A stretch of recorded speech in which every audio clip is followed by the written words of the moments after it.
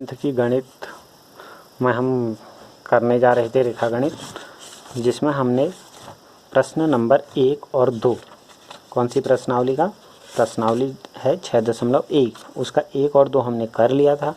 और आज हमने जो करना है क्वेश्चन नंबर 3 और 4 करना है। क्वेश्चन नंबर 3 में देखो हमको क्या दिया है। क्वेश्चन नंबर 3 में हमको दे रखा है कि कोण पी क्यू आर बराबर है पी आर क्यू के। पी क्यू आर ये वाला कोण बराबर है पी आर क्यू के, इस कोण के बराबर है। और सिद्ध करो कह रहा है पी क्यू एस ये वाला कोण पी आर टी इस कोण के बराबर सिद्ध करो कह रहा है। ठीक है, इसी तरीके से हम लिखेंगे हल करते समय। पहले दिया है, फिर सिद्ध करना है, फिर हम उसको कैसे हल कर रहे हैं। ठीक है, अब यहाँ पर हम देखें तो ये एक सरल रेखा बन रही है यहाँ से यहाँ तक, और ये जो हैं इन दो कोणों को देखें हम माना ना, ये कोण और ये कोण देखें तो क्या है, रैखिक युग्म है। रैखिक युग्म किसको कहते थे? ऐसे दो आसन्न कोण जिनमें एक क्या हो, भुजा उभयनिष्ठ हो, एक शीर्ष उभयनिष्ठ हो, और जो शीर्ष जो भुजाएं उभयनिष्ठ नहीं है एक दूसरे के विपरीत दिशा में हो, तो ऐसे कोण आपस में रैखिक युग्म कहलाते हैं। और उनका योग कितना होता है? 180 अंश होता है।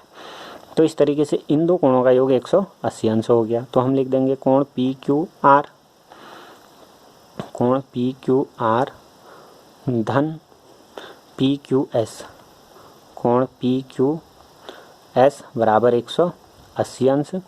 कारण क्या है हमारा? रैखिक युग्म। समीकरण नंबर 1 डाल दिया इसको।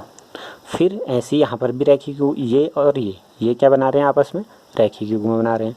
तो हमारा हो जाएगा पी आर क्यू, कोण पी आर क्यू धन कोण पी आर टी बराबर 180 अंश। कारण रैखिक युग्म। समीकरण नंबर 2 हो गया है।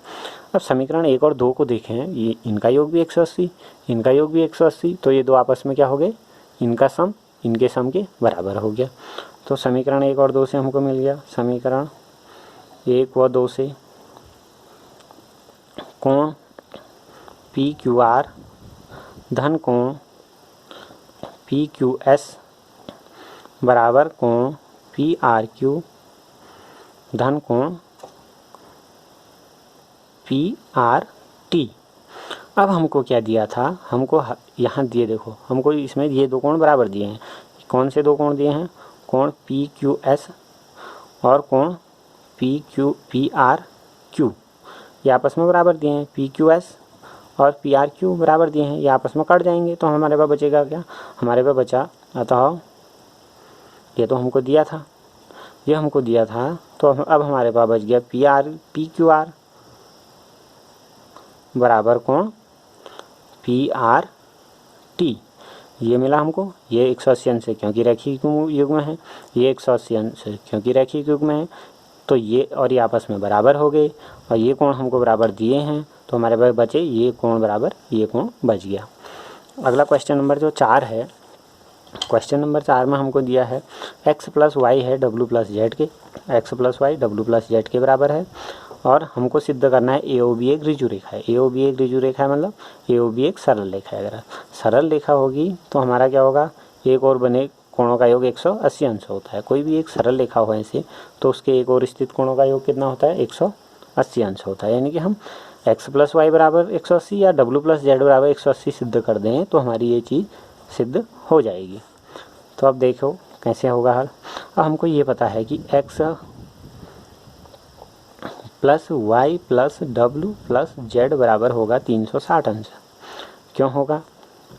एक बिंदु पर बने कोण, एक बिंदु पर बने कोण, कोई भी एक बिंदु है वहाँ पर जितने भी कोण बनेंगे, जितने भी कोण मतलब यह है ना, ऐसे एक रेखा है, इस बिंदु पर कोण जो टोटल बनाएगी कितने का बनाएगी?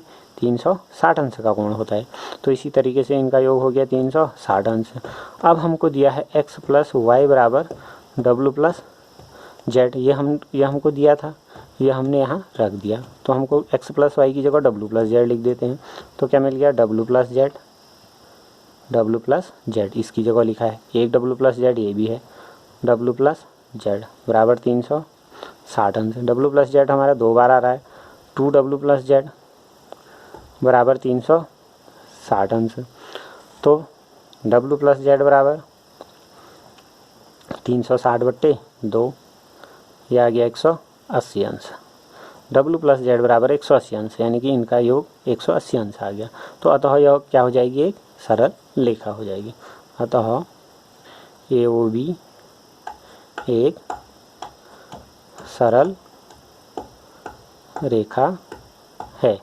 नीचे से लिख भी सकते हैं हम, क्यों? क्योंकि इसके एक और बने कोणों का योग 180 अंश है। इस तरीके से हमने ये 2 सवाल करने हैं। धन्यवाद।